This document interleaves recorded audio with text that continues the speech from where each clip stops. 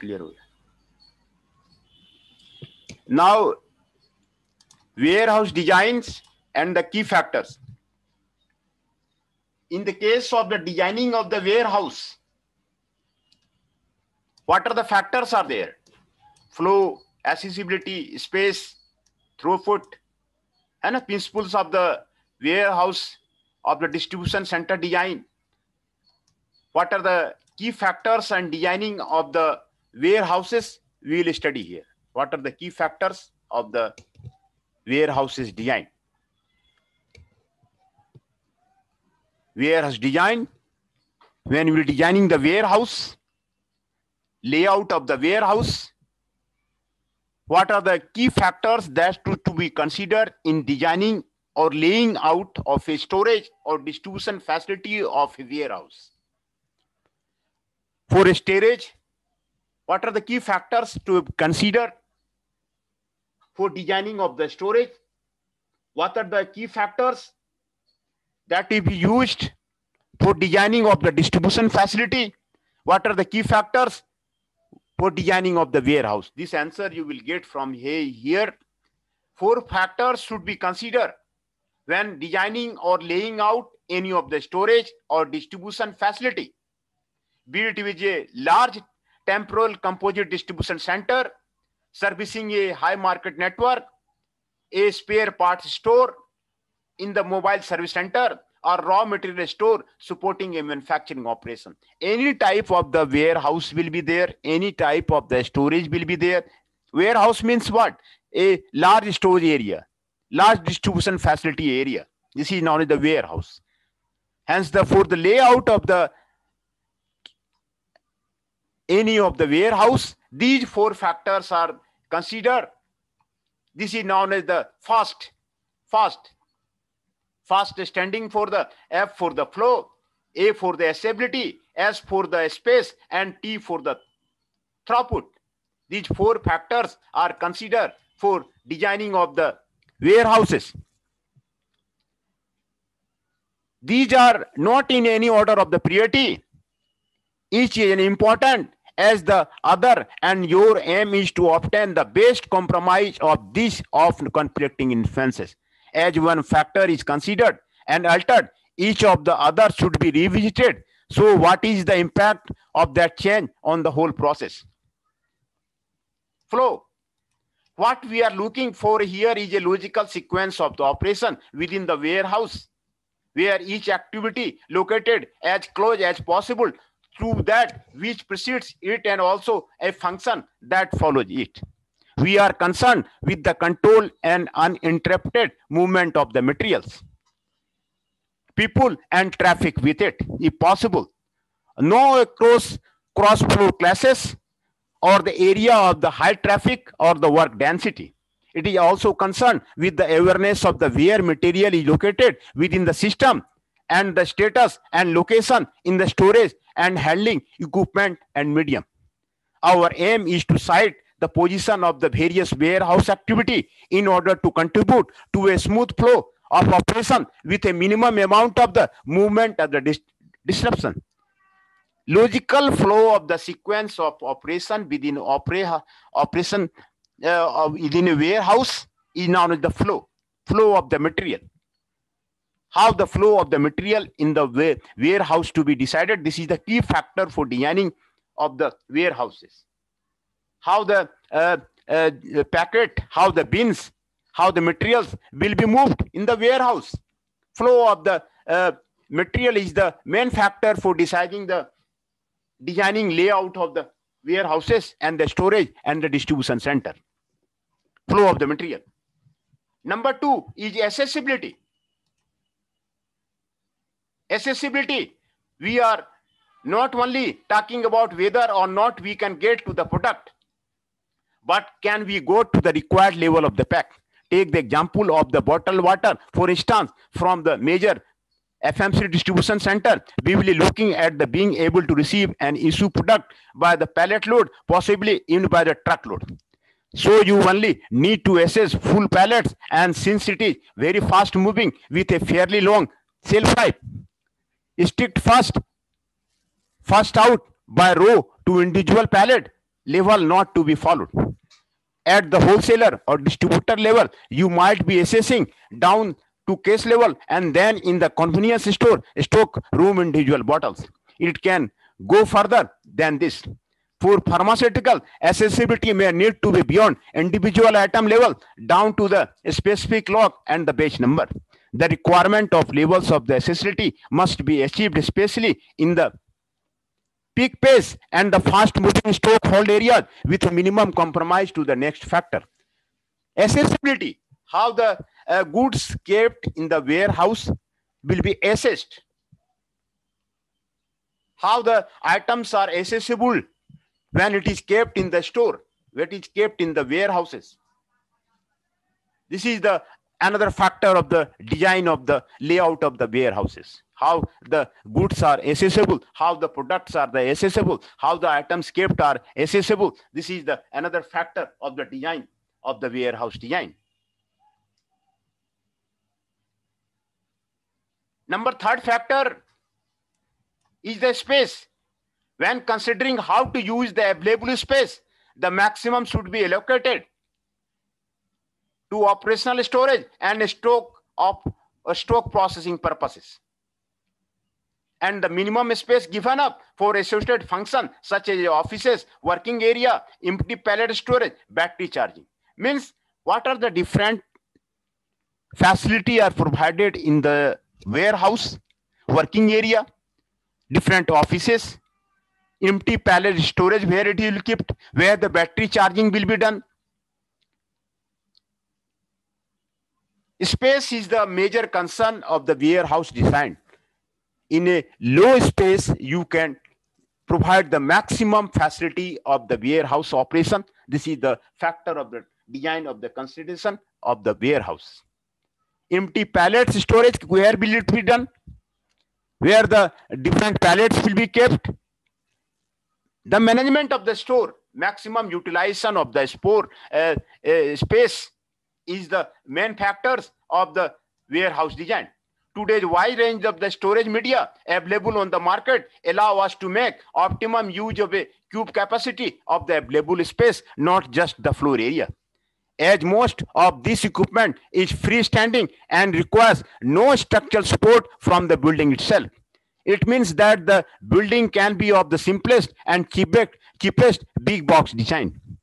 It also allows us to build in flexibility to the operation by selecting the storage media to meet the current stock profile and then change it is the operation evolves to meet future requirement. This can be done without the expensive and the disruptive changes to the actual building. Hence, how the space should be utilized is the main criteria of the factor of the warehouse's design. Throughput. When we look at the throughput, we are not only looking at the category of the product passing through the warehouse, but also the nature of the product and its velocity through the flow. By nature, we mean the handling characteristics, dimension, and any other factors that will impact and how it is moved through the flow, such as a hazard, bulk, fragility, security requirement, and compatibility with other products. The velocity of the product will consider the volumes moving through the warehouse on a daily basis. Peak period activity need to be determined to do minimum activity levels. A high degree of the ability of the accurate throughput data will assist greatly in the outcome of the design or layout exercise. Throughput. And how the categories of the product passing through the warehouse, but also the nature of the product and its velocity, throughput of the flow is used. Handling characteristics, dimension, and other factors that will impact on how it moves through the flow, such as hazard, bulk, fragility, security requirement, and compatibility, and other products. The velocity of the product will consider the volumes moving through the warehouse on a daily basis. This is the throughput which will be used as a factor of the design. Principle of the warehouse and distribution center design. What are the different principles are there?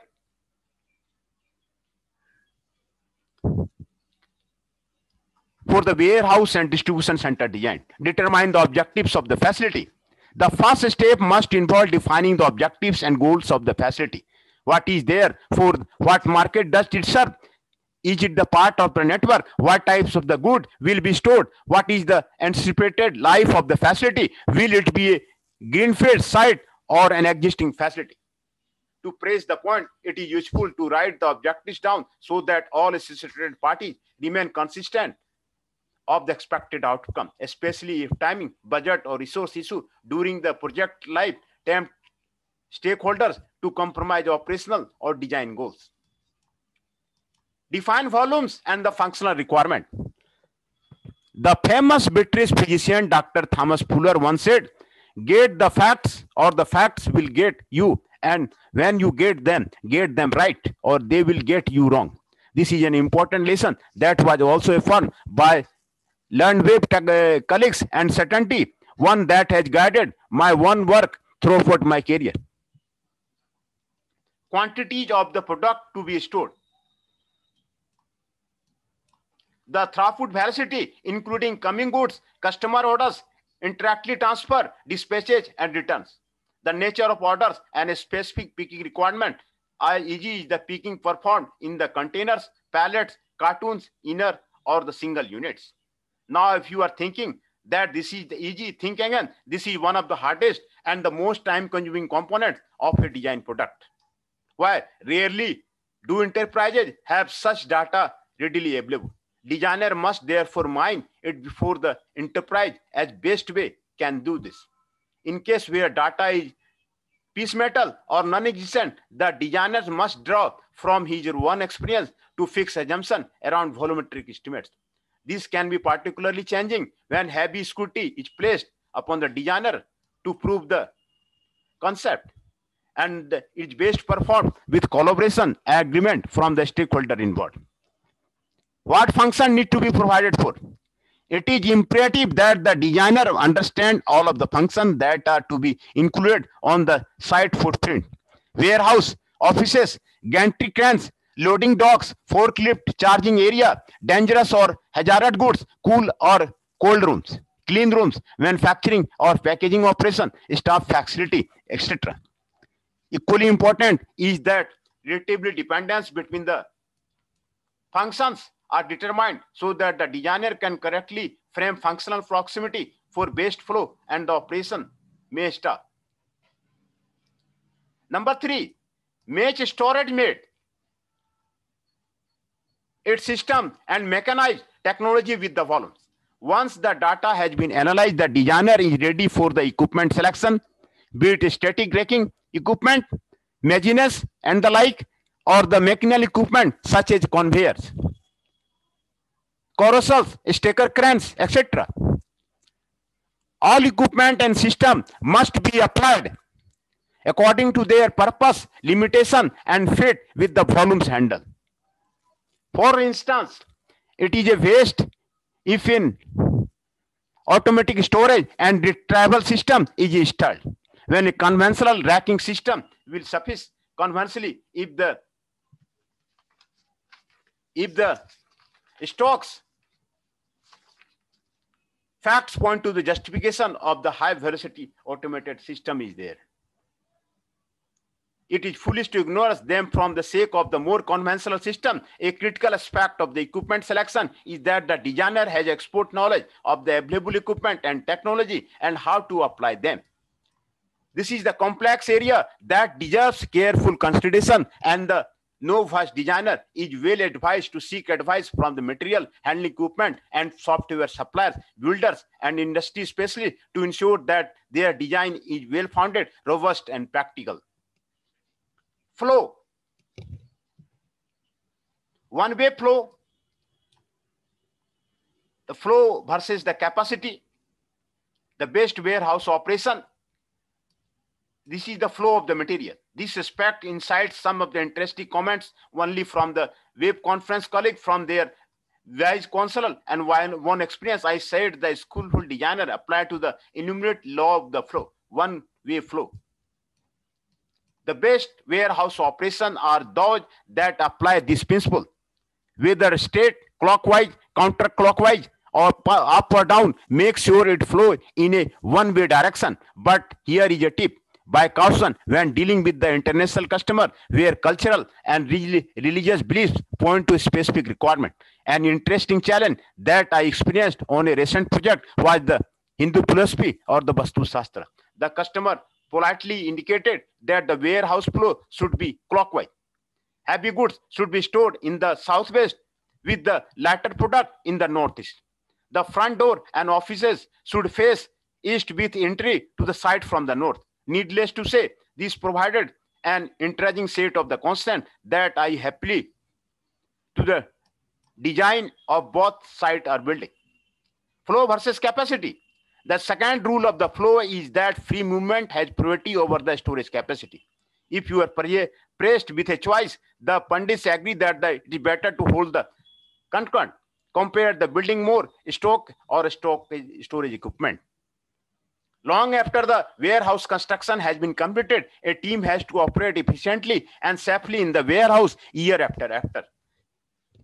If the design compromises on the size and quantity of the ASLs for the sake of the more stock holding, this can cause suboptimal performance over the life of the facility. Close to zero material handling movement. A simple rule that say it all: keep the product handling by the people to a minimum.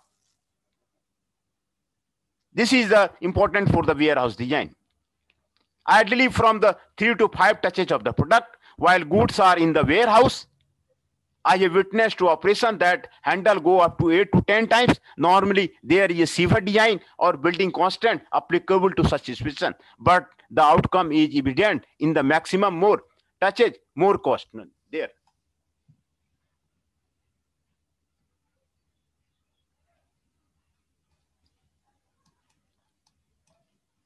Evaluate the design.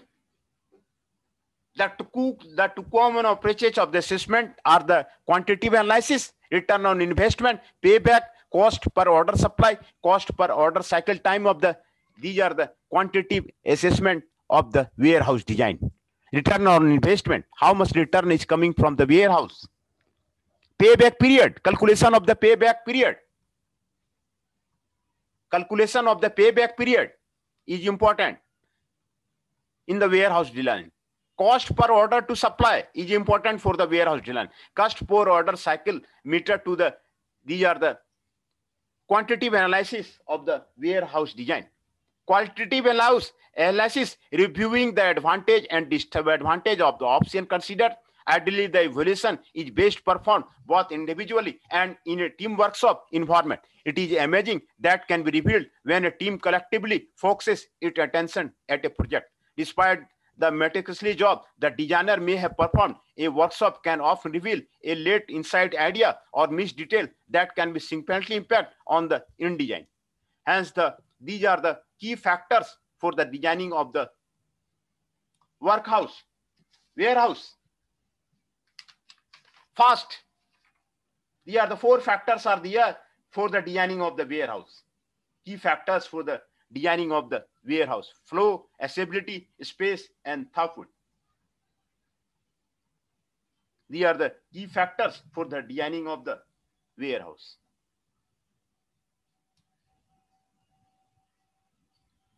And these are the 4 key factors. These are the principles of the design of the warehouse and the distribution center is there. What you have discussed here. These are the key factors for designing of the warehouse.